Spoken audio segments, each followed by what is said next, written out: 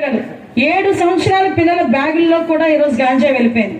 మీకు అనుకోవచ్చు ఆ ఒక్క క్షణం ఆ గాంజాలో ఉన్న మత్తులో మీరు పొందిన ఆనందమో వాటెవర్ ఇట్ మేబీ ఏం జరుగుతుందో తెలియదు, కానీ ఆ బంగారు భవిష్యత్తు తర్వాత జరిగే 20-30 సంవత్సరాల భవిష్యత్తుని నాశనం చేస్తుందన్న సంగతి తల్లిదండ్రులు కూడా గమనించుకోవాలి. ఒక్కసారి నేనేమంటానంటే ఆడపిల్లలు కానీ మగపిల్లలు కానీ ఇది మీ జీవితం. చదువుకుంటే సర్టిఫికేట్ మీ పేరు మీద వస్తుంది, రేపొద్దున ఉద్యోగం చేస్తే జీతం మీ అకౌంట్లో పడుతుంది, రేపొద్దున వ్యాపారం చేస్తే వచ్చిన లాభం మీ దగ్గర ఉంటుంది. అంతేగాని ఈ రోజు తిరిగి మీ అమ్మగారిని మీ నాన్నగారిని చూసే బాధ్యత ఉన్నప్పటికీ వాళ్ళ అకౌంట్లోకి వెళ్ళి పడదు, వాళ్ళకి ఎవరు డిగ్రీలు. కాబట్టి ఇది మీ జీవితం.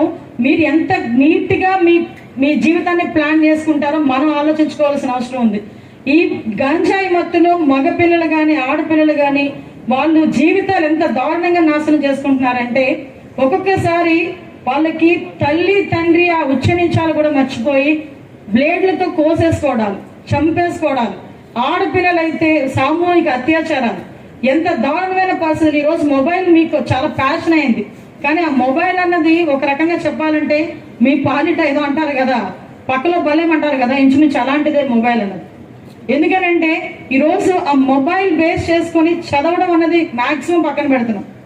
ఇంటికి వెళ్ళగానే స్కూల్లో మొబైల్ అలౌ చేయలేకపోతే ఇంటికి వెళ్ళగానే బుక్ పక్కన పెట్టేసి ఫస్ట్ అమ్మ మొబైల్ ఎక్కడుందో ఎత్తుక్కుంటారు.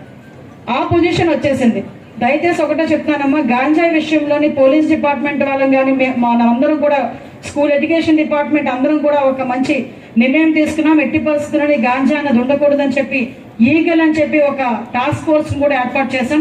ఈగల్ టాస్క్ ఫోర్స్ వారు ఎక్కడైనా ఈ గాంజా రవాణా జరిగిన గాంజా పెంచినా కూడా డ్రోన్స్ ద్వారా వాళ్ళందరినీ కూడా కనుక్కొని ఆఖరికి టెక్నాలజీ ఉపయోగించుకొని ఎవరైనా యూజ్ చేస్తున్నా కూడా చాలా ఈజీగా మా అందరికీ కూడా తెలిసే విధంగా టెక్నాలజీని కూడా బేస్ చేసుకున్నాం. దయచేసి ఇటువంటి ఆ విషవలయంలో పడొద్దని, గవర్నమెంట్ ఇస్తున్న మంచి అవకాశాలన్నింటినీ కూడా మీరు సద్వినియోగం చేసుకొని రాబోయే కాలంలో సబ్బవరం జూనియర్ కళాశాలలోకి మళ్ళా రేపు పొద్దున పెద్ద ప్రోగ్రామ్ ఏదైనా జరిగినప్పుడు మీలో చాలా మంది మంచి మంచి ఆఫీసర్లుగా ఇక్కడికి వచ్చి చాలా మందికి ఇన్స్పైర్ గా నిలవాలని మనస్ఫూర్తిగా తెలియజేసుకుంటూ మిమ్మల్ని అందరినీ ఆశీర్వదిస్తూ ఈ అవకాశం ఇచ్చిన మీ అందరికీ కూడా ప్రత్యేకంగా ధన్యవాదాలు, నమస్కారాలు తెలియజేసుకుని సెలవు తీసుకుంటానమ్మా. జై హింద్.